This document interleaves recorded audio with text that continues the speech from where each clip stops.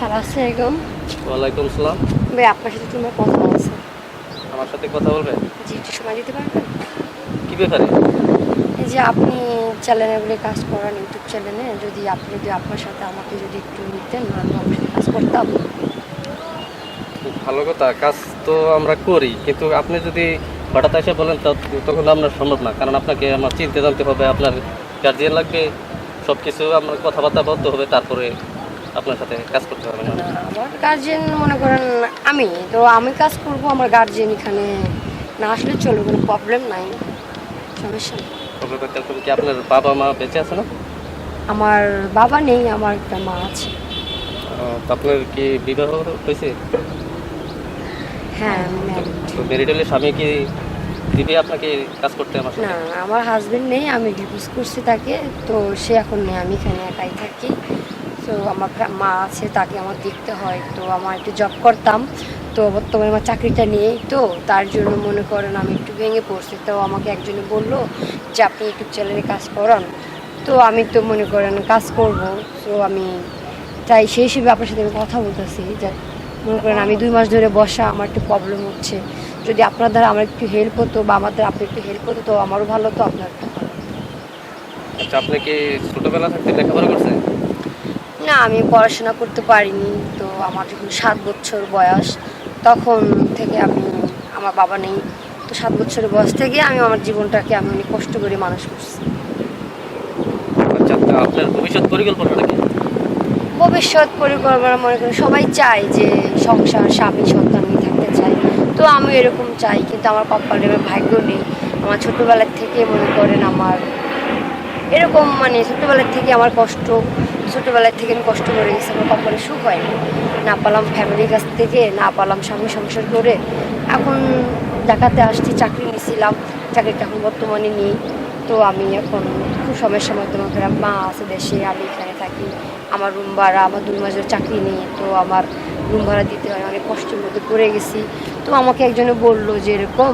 তো আমি বললাম আমি তো খারাপ কাজ করেও খাবো না, চুরি করেও খাবো না, আমি কাজ করে সৎ পথে ইনকাম করে খাবো। যদি আমি তার মাধ্যমে যদি কাজটা পাই বা আমার একটু উপকার হয়, তাহলে আমি তার সাথে কাজ করবো।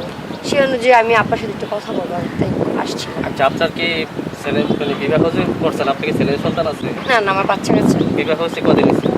আমার বিয়ে হয়েছে 3.5 বছর। তার মধ্যে তো এখন আমি এই যে 2 বছর ধরে আমার সংসার করে 3.5 বছর, 2 বছর ধরে আমি অবস্থা নিয়ে ডিভোর্স হয়ে গেছে। এখন আমি একাই থাকি।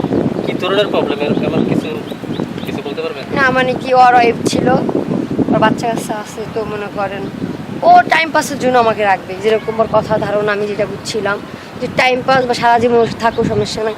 সে কোনো বাচ্চা কাচ্চা চায় না, সারা জীবন সে চায় তার সাথে থাকার জন্য বা এরকম থাকবো।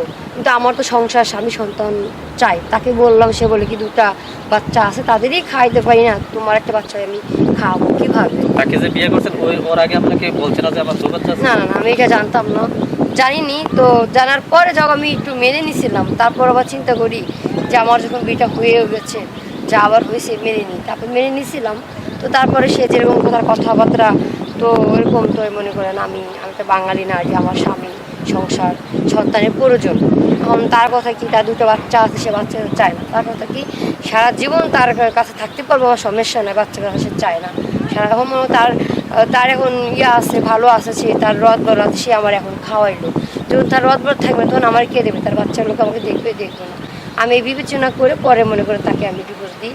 তার সাথে আমার ঝগড়াও হয়, মাঝে অনেক ঝগড়া হয়। তার মধ্যে সে আবার অন্য মেয়ের ফাল্লায় পড়ে। যখন অন্য মেয়ের ফাল্লায় পড়ে, তখন সে আমাকে খরচ দেন, আমার সাথে খুব খারাপ ব্যবহার করা শুরু করে।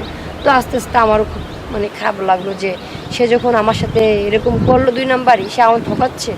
তো থাক, তার মতো থাক, পরে আমি তাকে ডিভোর্স দিয়ে। আচ্ছা, তো ডিভোর্স যে দিছেন, আপনার কি কোনো টাকা পয়সা দিতে হয়েছিল নাকি? না, তাও না? না, সে আমাকে কিছু দেয়নি, কিচ্ছু দেয় না, আমি কিছু চাইও নাই। যা আমি তাকে মন থেকে ভালোবাসছিলাম, মন থেকে ভালোবেসে তার কাছে গেছিলাম বা তাকে বিয়ে করছিলাম। সে যে আমার লাগে 2 নাম্বারই করবে এটা আমি ভাবতে পারিনি।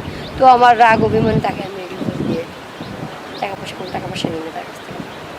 আচ্ছা দর্শক বিন্দু, আমার এই ভোটটার কথা শুনে আপনারা আশা করি সচেতন হবেন। বাংলাদেশের প্রত্যেকটা নারী, তা প্রত্যেকটা নারী অন্ধবিশ্বাস মানুষকে না করে অন্তত তাকে যাচাই বাছাই করে একটা ছেলেকে আমরা বিবাহ বন্ধনে আবদ্ধ হই। কারণ অন্ধবিশ্বাসে বিবাহ বন্ধনে আবদ্ধ হলে প্রত্যেকটা নারীর মনে কষ্ট, কারণ মানুষ সামাজিক জীব, আমরা দোষ করবো গুণ করব। বেশিরভাগই আমরা বর্তমানে দেখি প্রত্যেকটা বাঙালি নারীর ভিতরে কিছু না কিছু দুঃখ কষ্ট প্রচুর, বিশেষ করে পারিবারিক দিকটা নিয়ে আমরা যেটা মানে সুখ দুঃখে অনেকের সাথী হই, অনেকের সাথী হই না।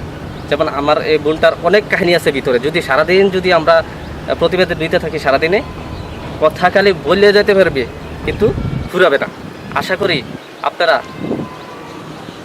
সব কিছুতেই সচেতন হবেন, শুধু পারিবারিক সংসার না, একটা মানুষের সাথে লেনদেন চলা আচার আচরণ বা সব কিছু করতেই যেন আমরা অন্ততপক্ষে যাচাই বাছাই করি।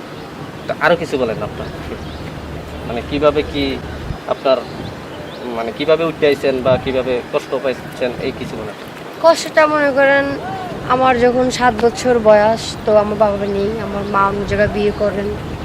তো মা অন্য জায়গায় বিয়ে করেন, আমি অনেক কষ্ট পাই বা আমাকে রাখার মতো বা থাকার মতো আমার জায়গা থাকে না। আমি আমার মামা বাড়িতে ছিলাম, আমার মামিদের কাছে, তো মামিরা আমার তত যত্ন নিত না, আমাকে মারধর করতো। তো আমি তারপর আমার মা চলে গেলেন বা অন্য স্বামী সংসার করেন, সেখানেও আমাকে নিতে পারে না। আমি অনেক কষ্ট করি, ভাত কাপড়ের অনেক কষ্ট করি। মাঝে মাঝে আমার কাছে না খেয়েছিলাম, এমনও আছে রাত্রেবেলা ছোটোবেলায় মনে করি টিভির একটু নেশা ছিল। তো আমি টিভি দেখতে গেলে রাত্রেবেলা মামা মামি দরজা, মামি ছিল না, মামা চাকরি করতো অন্য জায়গা। তো মামা মামির কাছে রেখে গেছিলো। তো ওই টিভি দেখতে গেলে দরজা আমাকে আটকে রাখতো, আমাকে দেখতে ঘরে আসতে দিত না। তো আমি মাঝে মাঝে রাত্রিবেলাও একা একা বাইরে ঘুমাইছি, এমন অবশ্য কাঁদতে কাঁদতে ঘুমাই গেছি, কখন যে রাত হয়েছে আমি বুঝতেও পারিনি। আমার সাথে খুব খারাপ আচরণ হয়েছে। তা আমার সাথে যে আচরণগুলো হয়েছে এরকম যেন আর কেউ সাথে না হয়। তো আমি তখন আমার মার কাছেও যাইতে পারি না, মাঝে মাঝে অনেক ক্ষুধা লাগতো। কুকুরকে যেরকম ভাত দেয় না, তো কুকুরকে ভাত দিয়ে কিন্তু একটা জায়গায় ভাত দেয়, কুকুর কিন্তু ভয়তে ভয়তে খায় যে কেউ আসে কি না বা কেউ দাবড় দেয় না। তো আমার মা এরকম একটা আমাকে ভাত দিছে, তো তো তার হাজব্যান্ডের ভয়ে বা তার অন্য কেউ ভয়ে দিছে, দিয়ে এরকম করে আমাকে ভাত খাওয়াইছে। অন্যজনের বাড়ি ভাত দিয়ে এসে যেমন মেয়ে আসলে দিও। তো আমি এভাবেই থাকছি, এ করতে করতে মনে করেন যখন আমার 10 বছর বয়স হলো, তো আমার একজনে আমাকে বললো যে আমার একটা ভাইয়ের বাসা আছে, তো তুমি সেখানে থাকবা, তোমার সব কিছুই দিবে। তো আমি রাজি হলাম যে হ্যাঁ আমি থাকবো। পরে আমি সেখানে চলে গেলাম, তো সেখানে চলে যে তাদের কাছে আমি থাকলাম ভালোই। তো আমার তখন যখন একটু বড় হলাম, তখন আমার একটু বোঝার মতো ক্ষমতা হয়েছে, আমার একটু লজ্জা লজ্জা লাগতো, থাকতে চাইতাম না। তো আবার বাড়ি এসে থাকতাম, মার কাছে থাকতাম, ওই বাপের কাছে থাকতাম। আইলে 2 দিন পর আইলে তো ঝগড়া লাগতো, বাপে থাকতে দিতে চাইতো না, সে তো আমার সৎ বাপ, নিজের বাপ তো না, তো থাকতে দিতে চাইতো না। তো আমি তারপর আমার মা আমাকে বলতো তুমি চলে যাও, আবার যাও, কি করবা, কি করার আছে, খাবা কীভাবে, চলবা কীভাবে। পরে আমি আবার যাইতাম। তো আমার সেখানে থাকতে মন চাইতো না, আমার লজ্জা লাগতো, বড় হয়েছি, মানুষের কাছে থাকা কেমন একটা লজ্জাহীন লাগতো। তো এ করতে করতে আমি একবার এক পর্যায়ে মনে করেন আমি চলে আসলাম। চলে আসার পর তো আমার এখানে এক আত্মীয় থাকে, তার মাধ্যমে আমি কথা বললাম যে আমাকে একটু চাকরির মাধ্যমে নেওয়ার জন্য। তখন আমার বয়সটা ছোটো ছিল, চাকরির বয়সও আমার হয়নি, তখন আমার 12-13 বছর বয়স, তখন চাকরি আমার হতো না, অনেক কষ্ট করছি। তো চাকরি হতো না, তো আমি একটা প্রিন্টে চাকরি নিই। তো প্রিন্টে চাকরি নিলে ওখানে আবার স্যালারি দিত না, 500 টাকা 1000 টাকা দিত। হ্যাঁ, তখন আমার 12-13 বছর বয়স, তখন মনে করেন আরও 2009 সাল বা 10 সালের কথা এরকম। তো মনে করেন এরকম স্যালারি হতো, অনেক কষ্ট হতো, এরকম চলা যেত, এটা কাপড় পরতে পারতাম না, নিতে পারতাম না। তো কী করবো, পরে এরকম মারে ফোন দিলাম, তো মা আমার তো টাকা দিল, দেওয়ার পরে আমি রুম ভাড়া ক্লিয়ার করে আমি চলে গেলাম, তো পোষায় না। পরে আমি আবার মানুষের বাসায় আমি কাজ করলাম। তো কী করার আছে, আমার করার কিছু নাই। তো সেখানে আমি কাজ করলাম, আবার কিছু টাকা পয়সা জমাইয়ে তো আমি আবার বাড়িতে আসলাম। বাড়িতে আসার পর তখন আমি একটু ভালোই, তখন আমার বয়সটা ভালোই হয়েছে, বাড়িতে আসলাম, থাকা দিলাম একটু বাড়িতে।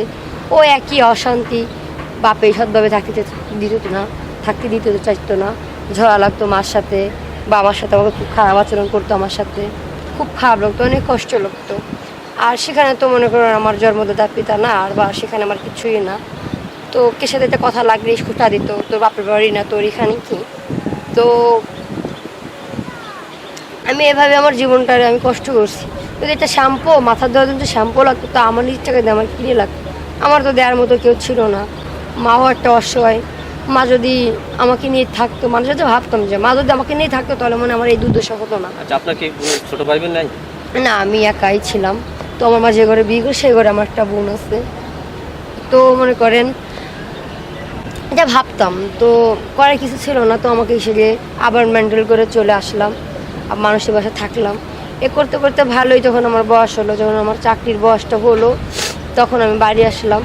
বাড়ি এসে তো আমার এক আত্মীয় ছিল, তো আমার মায়ের মামাতো ভাই, তো তাদের কাছে কথা বললাম। তাদের সাথে কথা বলার পর আমি তাদের সাথে চাকরি নিলাম। ভালোই, আর 4.5 বছর ধরে আমি এখানে আছি। তো মনে করো এখন আমি তাদের দিতে পারি, আমি তাদের কাছে অনেক ভালো। ছোটো একটা বোন ছিল, আমি কষ্ট করছি, আমার বোনটাকে আমি কষ্ট করতে দিইনি, যে আমি একটা কাপড় পাইনি, একটু ভাত খেতে পারিনি, ভালো মতো পড়তে পারিনি। তো আমার সৎ বোন হইলো, সে বাপ সৎ হতে পারে, কিন্তু মা তো সৎ না। তো আমি তাকে খুব ভালোবাসি আমার বোনটাকে। তো বোনটার জন্য আমি অনেক কিছুই করছি, বাপ মার জন্য আমি কখনো ভবিষ্যৎ করিনি। তো বাপ্পার জন্য আমি অনেক কিছু করছি, আমি চাকরি করছি, টাকা পয়সা যা হয়েছে তো আমার মা ভাই বোন আমি সবাই দিয়ে করে বা তাদের মন জোগাই থাকি, তারা যেন একটু আমাকে ভালোবাসে বা তাদের আশ্রয় যেন আমি থাকতে পারি। তো তাদের আশ্রয় আমি আসি।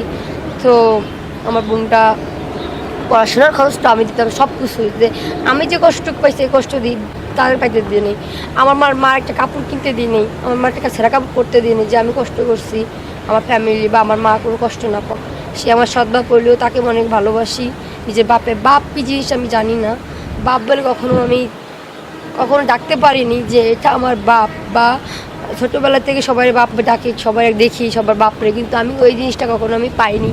তো আমি ফিল করি মাঝে সাথে যে বাপ কী জিনিস, বাপের কাছে আবদার, বাপের কাছে যে বলা, আমি কখনো এরকম পাইনি। শুধু একটা মা আছে, মাটা আমাকে, তো মাও আমার জন্য অনেক কষ্ট করছে। তো মা আমার জন্য, আমার চিন্তা সেটা, মা অনেক অসুস্থ হয়ে পড়ছে এখন, যে মা চায় যে আমাকে ভালো একটা ঘরে বিয়ে দেওয়ার জন্য, যাতে আমার একটা সংসার হোক। আমার কথা যে মা বেঁচে থাকতে যেন আমাকে ভালো একটা ঘরে দিতে পারে। তো এইভাবে মনে করেন আমার জীবনটা। তারপর আমি ঢাকা আসার পর আমার বিয়ে হলো, 3.5 বছর তার সাথে থাকলাম। তো সে আমাকে এরকম ধোঁকা দিচ্ছে, আমি তো বললামই বাকিটা। তো এইভাবে আসি। তো এখন চাকরি করতেছে, হঠাৎ করে আমার চাকরিটা একটু চলে যায়। তো চাকরি চলে গেছে, আমি খুব ভেঙে পড়ছি। সামনে ঈদ ছিল, বাড়ি গেছিলাম, টাকা পয়সা সব ভাঙা হয়ে গেছে, আমার কাছে কোনো টাকা পয়সা নেই। তো তারপরে আমি আপনার মাধ্যমে শুনলাম, জিজ্ঞেস করলাম, আমি আবার টিকটক করি। তো বাসার সবাই আমাকে বলে যে তুই যদি তার সাথে অভিনয় করিস বা ইও তোর ভালো হবে তোর জন্য। টিকটক করে আমার শখের বিষয়ে আমার আবেগ বা আমার কষ্ট মাথার সাথে আমি তুলে ধরি টিকটকের মধ্যে। জানি না আমার টিকটক আপনারা কয়জনে দেখছেন বা কী জানি না, আমি তো সেরকম কিছু বুঝেও না টিকটকের মধ্যে কী করা লাগে বা কীভাবে মানুষের মাধ্যমে ছড়াই দিতে হবে। তো বাসায় সবাই বলতে বলতে একদিন একটা মেয়ে আমাকে বললো, আন্টি তুমি যদি ওই ভাইয়ের সাথে কাজ করো, ভাইয়ের সাথে, তো তোমার জন্য মনে হয় ভালো হবে। তো আমি বললাম তো একটু দেখা করে দিই বা দেখা দিই তার বাসাটা কোথায়। পরে ও মেয়েটা একদিন বাসায়, এবারে আপনার ওয়াইফ আসলো, তো আপনার ওয়াইফে আসলে তার সাথে আমার পরিচয় করে দিল। তাকে আমি সব কিছু বললাম। তো আপনার ওয়াইফ বললো তোমার জামার সাথে কথা বলে দেবো, ও একদিন পরে আমাকে বললো। তো আমি এই জন্য আমি আপনার কাছে এখানে আসছি। তো যদি পারেন আমার জন্য একটু হেল্প করেন, তো আমি এখানে একটু কষ্টের মধ্যেই আছি। আচ্ছা, অবশ্যই করবো। আচ্ছা, আপনার পরিচয় প্রথমে আমি জানি না, আপনার নাম কি? তো আমার নাম খাদিজা, আমার বাড়ি গোপালগঞ্জ টুঙ্গিপাড়া, এটাই আমার পরিচয়। গোপালগঞ্জ টুঙ্গিপাড়া, হ্যাঁ, শেখ মুজিবের বাড়ি। আপনার বাবা তো বেঁচে আছে? না, বাবা মৃত্যু। আপনার মা বেঁচে আছে? মা বেঁচে আছে। আচ্ছা, ঠিক আছে বন্ধুরা, আমি আমার এই বোনটাকে নিয়ে অনেক নাটক গান করবো, আশা করি আপনারা দেখবেন, ভালোভাবে দেখবেন। এই বোনটা আসলে দুঃখী। আর যদি কোনো ছেলে, ভালো ছেলে যদি আমার এই বোনটাকে পছন্দ করে, তাহলে অবশ্যই আপনি কি মোবাইল নাম্বার দিবেন না কমেন্ট বক্সে কমেন্টস করবেন? আপনার তো অবশ্যই সঙ্গী দরকার। কি আপনি কি ভালো ছেলে চাইতেছেন, ব্যবসায়ী না চাকরিজীবী? আপনি বলেন যে আমার। না, আমি চাই যে আমি মোটামুটি ভালো থাকতে পারবো, আমি যেরকম সেরকম চাই। আমি আমার চেয়ে বড়ও চাই না, যে বড় ছেলে আমাকে উঠা দেবে। আমি আমার ছোটো চাই, তাও ভালো আমার কাছে, যে সে আমাকে একবেলা না 2 বেলা না খাওয়াক, আমাকে একবেলা তো সে খাওয়াবে। তার ভালোবাসাটা আমি চাই, আমার আর কিছু লাগবে না। আমি এরকম একটা মানুষ চাই যে সে আমাকে ভালোবাসবে বা তার আমার সুখে থেকে সে আমার পাশে থাকবে, সে আমাকে কষ্ট দেবে না। আমি এরকম একটা মানুষ চাই, বা আমি যেরকম আমার সব জেনে শুনে যে আমাকে গ্রহণ করবে, হ্যাঁ তাকে আমি বিয়ে করবো। তাকে বিয়ে করবেন? আমি কি চাকরিজীবী ছেলে চান না ব্যবসায়ী? দেখেন, আমি তো লেখাপড়া জানি না, আমার ফ্যামিলি তো ভালো না, তো আমি তো সেরকম চাইতে পারি না যে বামুনি ছাদের দিকে হাত বাড়ানো ঠিক না, যদি লোকে বলে আমি বলি। আমি যেরকম সেরকম চাই, আর কেউ যদি দয়া হয় শুধু তার সাথে আমাকে ম্যানেজ করে নিতে পারে, যদি আমার ভাগ্য ভালো হয় অবশ্যই আমি চাইতেও পারি, বলা যায় না। আচ্ছা দর্শক বিন্দু, আমার এই বোনটা আসলে খুব বর্তমানে অসহায়। যদি কোনো ভালো ব্যক্তি আনমেরিড, অর্থাৎ আনমেরিড ছেলে তো চান, তাই না? না আমি ম্যারিড। না, আপনি কোন ধরনের ছেলে চান?